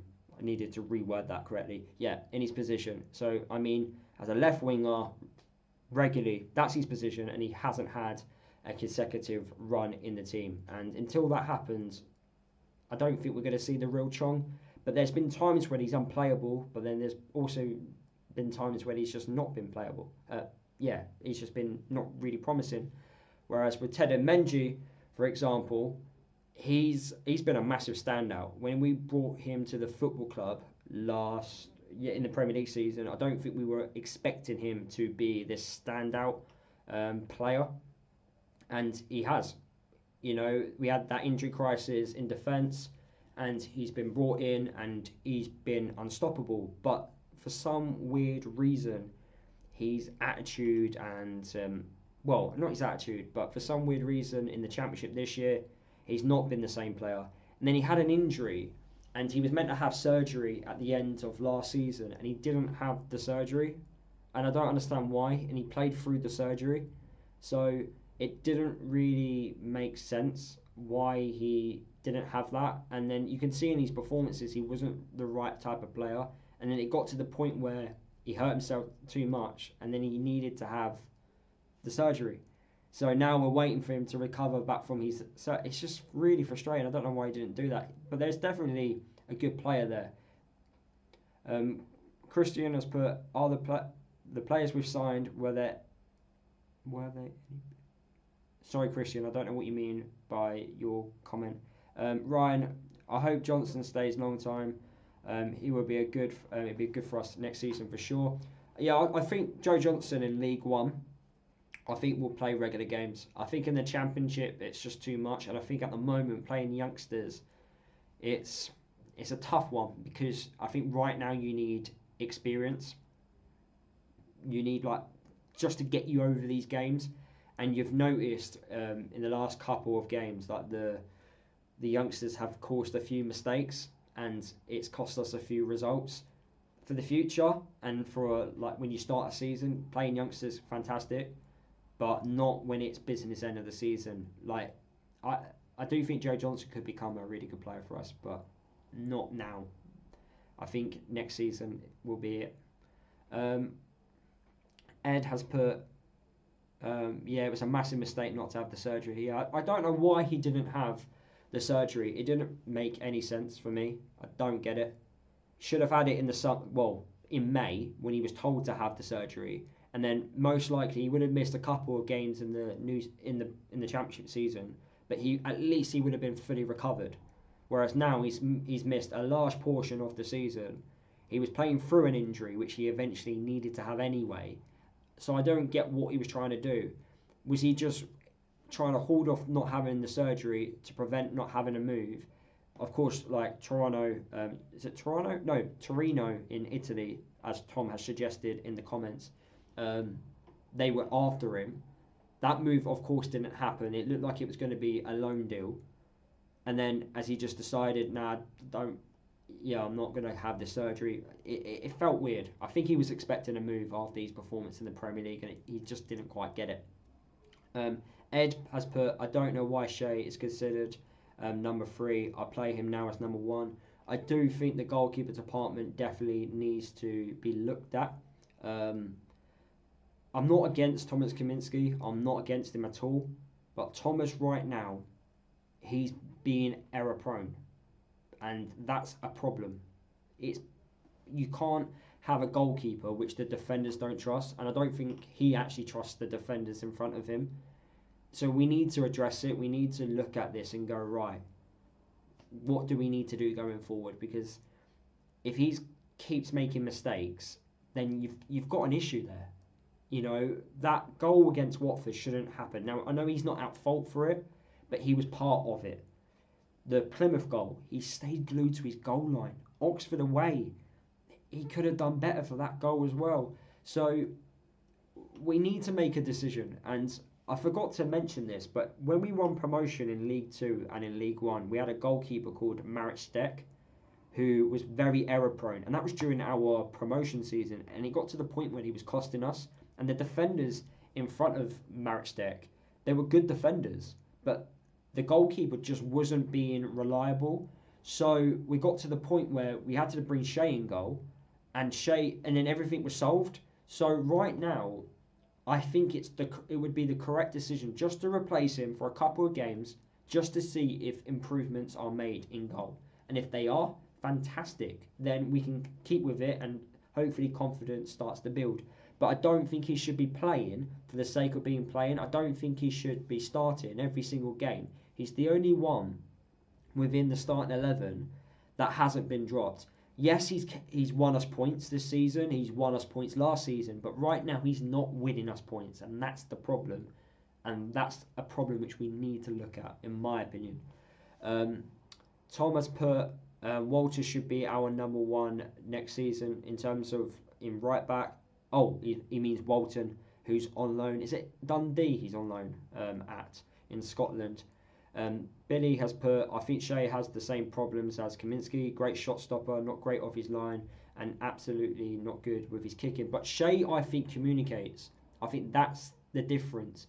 I think the defenders in front of Shea know what they get with him, whereas Thomas, I don't think, communicates. And you see that with Thomas, the way he plays. There's some times where certain things will happen, and I think the defenders are expecting him to do something, or he expects the defenders to do something, and there's no communication, and it's happened on multiple things. And there's been times where we could have easily have conceded another goal, all because they haven't communicated. I think Shea communicates. That's the difference, and I do think he commands his area a bit better than what Thomas does. He isn't great with his kicking, I agree. I don't think we've got a good goalkeeper who knows how to kick. That's the typical modern day goalkeeper for you. But in terms of communication, I like to think Krul, who's a former Premier League goalkeeper and Netherlands international, could communicate, and the same with Shea. So I think something needs to change going forward. Tom has put, bring back Horvath. No thank you, Tom. Actually, the game, my stream kind of just didn't work. What was the score in the end with Hull versus Cardiff? Let's have a look. Let's have a quick. Shall we go through all the scores while we're at it? There were Premier League games on tonight as well. So in the Championship, Hull ended up winning 1-0 against Hull. And Middlesbrough finally got a win. They were really bad on form. And they beat Stoke. So that kind of goes in our favour a little bit, because Stoke are still catchable at this moment in time. So Middlesbrough won 3-1 there. Good result for them, as they've been struggling recently. In the Premier League, if anyone's interested in the Premier League results, Brighton won 2-1 against Bournemouth. Pedro, former Watford, scored, and Danny Welbeck. Clivert also scored for Bournemouth. I've got him in my FBL, so I get a bit of points there. Crystal Palace won 4-1 Oh no, I had Maketa in my FPL, but I put him on the bench and he scored as well. Oh dear. 4-1, and Rogers got the goal for Aston Villa. His move's been amazing since joining Aston Villa. From where did he sign from? Middlesbrough. Yeah. Fulham beat Wolves 2-1. I kind of had a feeling that Fulham would go to Wolves and get a result. And then Chelsea, no surprise here, won 4-0. Well, are currently winning 4-0 against Southampton. There's still 10 minutes to be played. Fair play to Chelsea. I know there's games in League One. Birmingham beat Leyton Orient 2-0. Leyton Orient are on decent form, in fact. And currently 6th in League One. Birmingham, of course, top of the league. They are, how many points? 9 points away from Wickham with a game in hand. So they're pretty much certain to win League One and going back to the Championship. Barnsley won 2-1 away from home against Northampton. Northampton are one of the sides that could potentially go down in League One. They are currently 4 points above those relegation places. If we do go down, I kind of want Northampton to stay up because it's a nice local away day. But Barnsley winning 2-1 there. Wigan beat Huddersfield 2-1 at home. Huddersfield are a side pushing for those playoff positions. They're currently 5th at the moment, but you've got Charlton, Bolton, and also Reading pushing for those playoff positions. They're only 5 points away from Huddersfield, so that's a poor defeat there for them. Joe Taylor hasn't played too many games. He also picked up an injury quite quickly, actually, after joining Huddersfield. So 2-1 to Wigan there. Any more results? League Two, there are 4 games. Bradford, a team that's pushing for promotion, out of League Two. They're currently 2nd in the league. They won 1-0 away against Bromley, who are having a fantastic first season back in first season in the Football League. Walsall, who are top of the league, got a 2-2 draw away against Cheltenham. They are currently leading League Two by 7 points. Fleetwood won 2-1 away from home against Gillingham. Good result for them. Long way to go. Fleetwood to Gillingham on a Tuesday night. And Accrington won 1-0 away from home against Tranmere. And former Luton player Sean Wally got the goal there. I feel like I'm a proper football, correspondent reading out all those scores. But anyway, Ed has put Kaminsky he comes off his line. Shea comes off his line way more than Kaminsky, plus is vocal, unlike Kaminsky. Ryan has put, what ground in League One are you looking forward to attending? Let me get the League One teams up so I don't miss off a ground. I want to tick off a few stadiums which I haven't been to, but there are a couple of stadiums which I do like. So I do want to go to Wrexham. I want to go to Wrexham. If they do stay down, I want to go. Stockport as well, I do want to go to. I've already been to Huddersfield. Leyton Orient's a nice local game to go to in London. Same with Charlton as well. I want to go to Bolton as an away fan. I was a news reporter at Bolton Stadium for one of their games.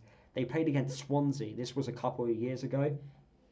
And this was when Graham Potter was the manager of Swansea. I think Swansea won 2-0 that day, and Daniel James scored the goal. And I got to interview Daniel James and Graham Potter after the game, which was a really good experience.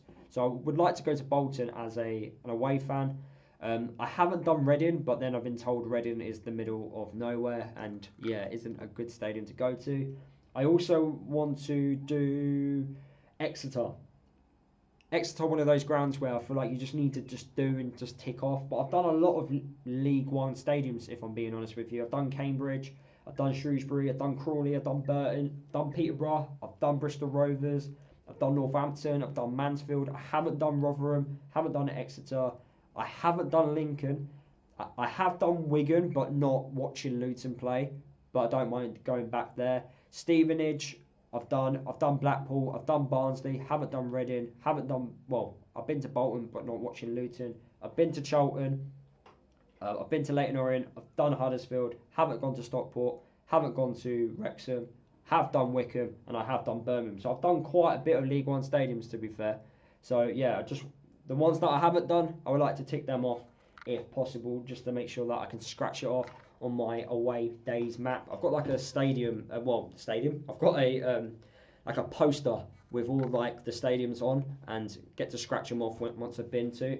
I need to get like an up-to-date version because the one which I've got is quite old and it doesn't have certain stadiums on there.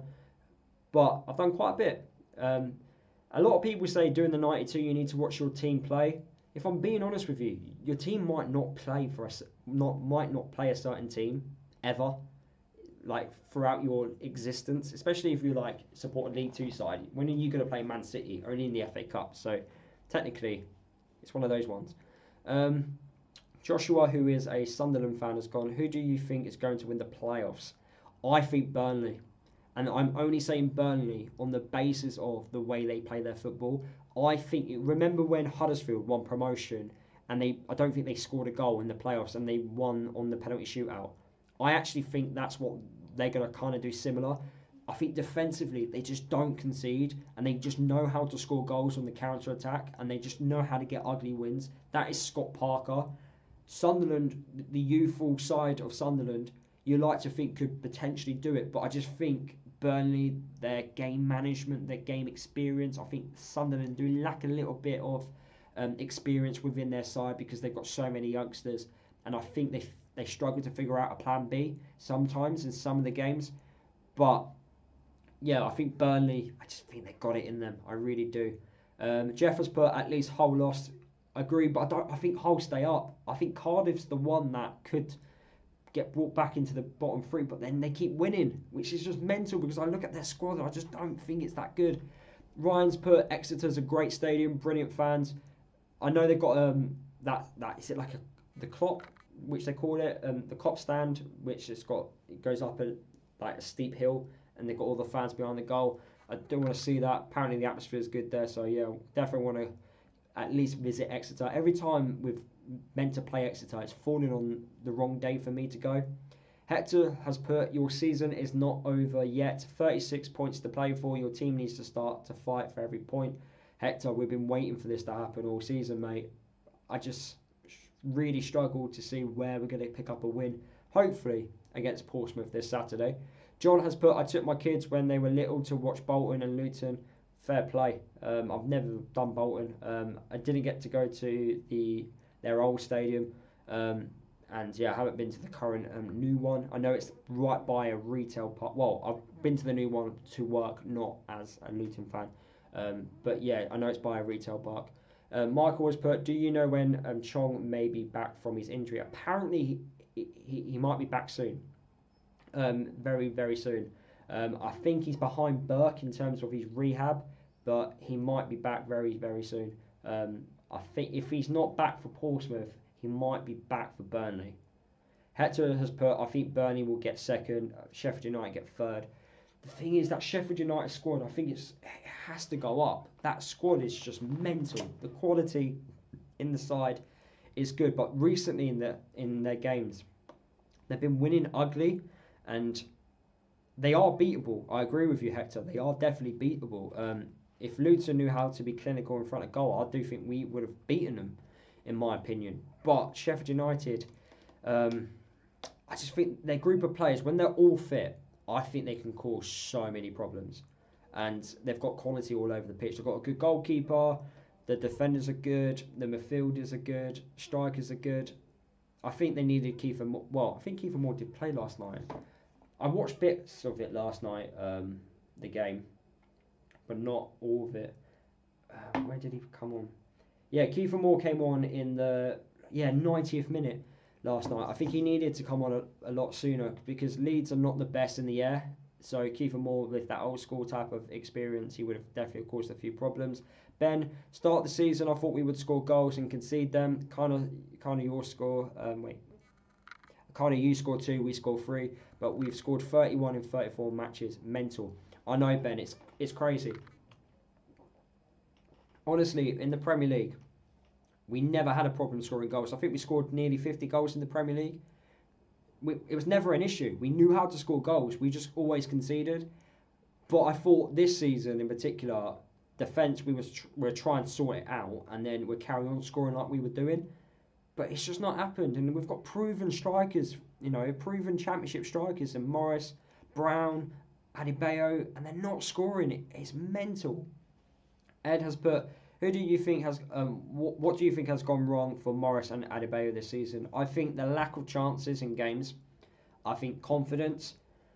I think that we're going too direct to them too often. don't get me wrong, go direct when you can, but don't do it for the sake of doing it. You need to go direct with a bit of with conviction. And I've mentioned that in a lot of my videos recently. We're just lumping it forward, and these two strikers are not going to win every single header. Nordas as well, he ain't going to win every single header. You know, I also read a stat that most of the time, I think across a season, defenders win 70% of, like 70% of their headers across a season. So you think that only gives you 30% chance of winning a header, a striker does. So kind of doesn't really make sense to keep lumping it forward. But what doesn't help is when we do go short to Morris and Elijah Adebayo, they just don't know how to control it. It definitely feels like a confidence issue for me. 30 for Life has said, I love your channel. Me and my dad watch it every match for your analysis. Thank you, mate. Appreciate it. You know, I appreciate everyone who watches me. And then I've got how many Luton players are injured at the moment. I think it's Burke's currently got a knock. Well, Burke's recovering. McGuinness has got a knock but might be back for Portsmouth. Cal Naismith has a tight hamstring but might be back for Portsmouth. There's a few more. Menji is currently recovering from his knee injury. Baptiste has of course got a knock. So you're looking at, I think, 5 to 6 players that are currently injured at the moment. But we still got that squad which we've got available still more than enough to, you know, stay up and win. Hector has put, when we played you in the playoff final, you were strong, fast and direct. Losing week in, week out looks like has cost your confidence. You've forgotten how to win games. Hope you stay up. Hector is, of course, a Coventry fan. Appreciate that, Hector. Means a lot. Yeah, the confidence. I think losing as many games as we did in the Premier League has really impacted us. And I think when a team gets relegated from the Premier League, they either sack their manager or replace, or they get rid of half the squad. And we kind of didn't do either of those two things until quite late on in the season. You know, we got rid of Edwards in January, and it looked like we needed to get rid of him a lot sooner. The problems was the summer. We just didn't bring in enough players through the door. But you guys, you acted on it. You know, I didn't agree with getting rid of Mark Robbins, but you got rid of him, and it's worked out to be a fantastic decision in bringing Frank Lampard to the football club. You know, and you brought him in at the right time, to the point when he's had time to implement his own ideas. And you've gone on a fantastic run of form, and you definitely look like a side that could, you know, get those playoff positions and stay there, really. My girlfriend's like messaging me saying, have fun live streaming. I'm going to lose my voice. Right, I will do another, I say 10 more minutes. I was only meant to do this for an hour. I was only going to test it, but I'm going to live stream on Sunday morning after the Portsmouth game. So if anyone's got any more questions, feel free to fire in. I'll do it for another 10 more minutes. I'm meant to actually be doing a few chores.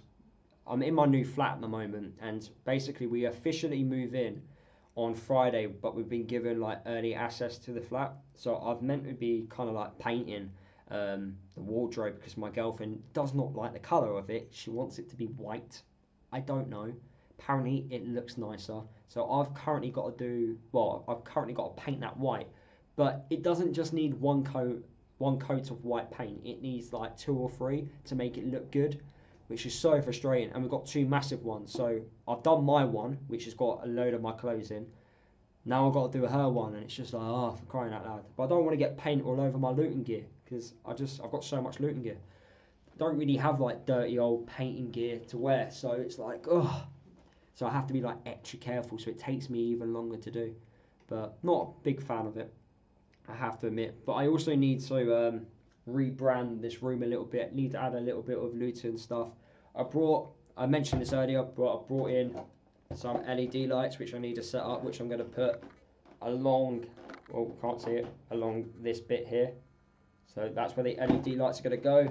And then I also went to B&M and got some frames, because I've got some people for Christmas and for my birthday brought me like some Luton stuff, like, so I've got like the commentary notes from the Luton playoff final. I've got some other like Luton posters which I'm going to put into these frames, which I'm going to screw onto the wall. and then they look good in a backdrop. I don't know if I should put like frames here, but I don't know if that would look silly, being it because basically this is the bottom half of the room. So I don't know if that would just look weird having like Luton posters here. I don't know. Let me know what you think. So I've got a comment here saying, if you had to force yourself to find a silver lining from this season, what would it be? I guess knowing the fact that Edwards wasn't the one. I think.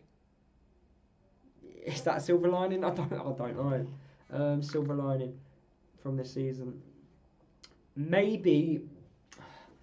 Okay, maybe having the problems this season indicates that we need someone to come to the football club to take us to the next level, because the current people at the football club are not, then they don't have the ability to take us to the next level. I guess that would be the silver lining. Yeah, so knowing the fact that we might need to bring someone in to take us to the very next step. Yeah, I'm glad you thought that was a tricky question. Yeah, so yeah, that's what I would say. It would be knowing the fact that we need to bring someone in to take us to the very next level in order to progress there. So yeah, hope that all made sense. Ed has put them all above your head. All the best in the new flat, mate. Thank you, Ed. I'm very excited about this new flat. It's so nice. I finally moved out of my parents' house. You know, I bet there's a few people in this live chat right now that have done that many years ago. But it's good. You know, it's so difficult nowadays, man. I'm 25 years old, and it's so difficult. The prices out there to move out, it's just so expensive. And then you're trying to make sure you cover certain bills. I don't know how people do it, man. I really don't. Like, especially like my parents with all the kids my parents have got. Don't know how they've managed to get through all these years. I really don't, because money just comes in my pocket and then it leaves the next second. It's mad, completely mad. Right, 5 more minutes, guys, and then I will head off and rest my voice. But it has been nice chatting to you guys. How is Tom Holmes doing on loan, and what country has he gone to? I can't remember. He's gone to Belgium, but he hasn't been playing. I had a look at this recently, and let me have a quick look. So it's gone FotMob. I should get sponsored by FotMob because the amount of times I use it. So Tom Holmes. I definitely checked this recently. Here we go. So he's only played... Oh, no. Belgium. No, matches. So since... he actually hasn't played a single minute. Not played a single minute. He's been on the bench both times. And so he was on the bench on Saturday, just gone. And then he was on the bench Saturday the previous week. So he was meant to go over to Belgium and play regular first team football, and he's just not played. I guess he might have picked up a knock, maybe that's why he hasn't played. But according to FotMob, he hasn't played a single minute for the new Belgium side. And they're called FCV Denda, EH. Is that the correct? I'm probably not pronouncing that correctly. I'm not good with names. I'm really not good. But yeah, he's on loan in Belgium. Ed has put, it was difficult 25 years ago. Not easy, mate, but I'm sure you'll be fine. Yeah, we've got quite a good deal here at this new flat, so everything's going well. Got wired Wi-Fi connection, so I hope the stream has not lagged or been buffering or at any point been a problem. Hopefully it's all been good, and yeah, everything's been all right. But yeah, it's good. It's a good feeling. Good new step in life. It's good to say. But yeah, it's been mad. Has the Chelsea game ended 4-0? Let's have a quick look. I was 18 when I moved out. I had hardships but finally made it. Well done, mate. We all have to go through... I've learned, yeah, and I haven't had many bad stuff happen to me. Fingers crossed they don't have bad happen to me. But every time something bad happens, you just take the positives from it. Like recently I had I'm currently off ill, which people don't realise. I've got a medical condition at the moment and it involves my heart. And right now, it's like really hard to stay positive because you don't know what the future's going to mean. You don't know like if something bad's going to happen. I've been told my heart's good. I've got a good structure heart, but I'm still waiting to find out why I keep having the issues which I'm currently having involving my heart. But the one thing for sure is, it's been tough these last couple of weeks, but finding a positive from it's been a challenge. But when you do find the positives, it helps you get through it. And for me, when I've got a distraction like making content, it's a lot better. Final question from me. While I agree a quantity of players leaving following relegation would give us the opportunity to bring in new players and a new mentality, how confident are you that we would find the right replacements? I know we've had a really bad January Premier League transfer window and also a summer bad championship window. But I would like to think those two windows, the football club has learned a hell of a lot. I really hope they have. Now we've made improvements in the recruitment department. We have brought in a guy called Yusuf, who is first team recruitment manager at Luton, player recruitment manager at Luton, and he's got experience being at Chelsea, Arsenal, and also in the Netherlands. I don't know if many people know this, but he was appointed after the summer transfer window, so he wasn't part of the summer transfer window, but he was appointed. He was actually involved in the Walters deal, and that's why Walters came to the football club. But he was involved heavily in the January transfer window, and we were very proactive in January. So I like to think in the summer we would be hopefully proactive, and also we don't repeat the same mistakes. I don't mind the football club making mistakes. The football club will make mistakes. It happens in life, but don't repeat them. That's the most important thing, because if you keep repeating football mistakes, what happens is, especially when it comes to recruitment, you just go backwards as a football club. And look at Manchester United, for example. There's no surprise that Manchester United are in bottom half of the Premier League. It's because of the poor transfer windows. It's why they're not going to compete for a title until they get that correct. That's why Man City have been very good. Like, they've got their windows spot on pretty much, and that's why they keep winning title after title. You've got to get your recruitment right. If you don't, then you have problems. Ed has put, I had really bad palpitations during COVID, and after seeing numerous heart consultants, they put it down to uncontrolled anxiety. Has all passed, thankfully. Wishing you all the best. Thank you, Ed. Yeah, what they think it is, they think it's basically uncontrolled stress related. So they're not, I don't think they think it's anxiety. Well, I don't feel anxiety, if I'm being honest, but I might be, I don't know. It could be quite similar to what you got. But yeah, in terms of, what I have, I think they think it's uncontrolled stress, which is, but it's weird because I don't feel stressed, only when I go to the gym and I'm like stressing my body on purpose, and then at football when I'm at stress. But when it comes to work, I don't feel like I'm stressed, but I might be stressed, and that's what's causing it, and I might have to have a career change. That's why I'm currently off work. I also do travel 3 to 4 hours for my job every day, which doesn't really help the situation, but that's what you do when you work in TV. Mel, I'm not going to answer that question. It's not right for me, as I'm not educated on the subject. Wishing you all the best with your health. I'm very much agree with trying to find the positives, as I've had a similar journey due to your medical condition. I would try to pronounce that word, but with me, and I understand what you've got, but I'm not really good with pronouncing words, so I don't want to make myself look like an idiot online.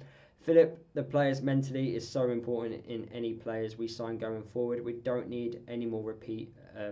We don't need any more repeat relegation players. I really look forward to seeing your reactions. Keep up the good work. Thank you, Philip. Means a lot. Yeah, fingers crossed.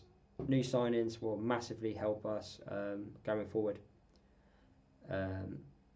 Ron has put, stay positive, Lewis. Great podcast. Thank you, Ron. Much appreciated. Ed, yeah, mine was the same. I felt fine.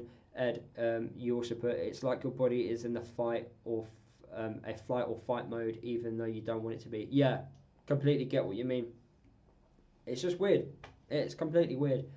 I've had it since, I think same as you, since COVID. I don't want to say it's due to the injections, but, Ben has put, great to see you live chat, Lewis. Hope your health stay positive, buddy. All the best. Thank you, Ben. Thank you for also being a member, mate. It's much appreciated. Kate has put, great stream, Lewis. Onwards and upwards. Thank you, Kate. And I think, guys, that's where I'm going to end it. I've been streaming for just under 2 hours now. Need to rest this voice. Definitely talked a lot throughout the last 2 hours. But thank you for tuning in, guys. Much appreciated. I think from my understanding of this stream, over 400 people have tuned in, which is absolutely fantastic. So thank you for everyone who's come involved, been involved at some point during the last 2 hours. It means an awful lot. But yeah, see you guys soon. I think my next stream will be Sunday. Sunday, 10 a.m. I think. I like doing a Sunday morning one. Gets me out of bed, have a cup of tea in my hand, and we just talk about the Portsmouth game. I'm sure we will. And hopefully we're talking about a side that's won 3 points at home against Portsmouth. So yeah, if not, if I don't stream again, I'll definitely stream on Sunday. And hopefully I have some fancier graphics flying about, so it's not just me. You're seeing this wonderful face. So yeah, see you guys. All the best for the rest of the week, and fingers crossed Luton can win on Sunday. So yeah, I'll see you guys soon.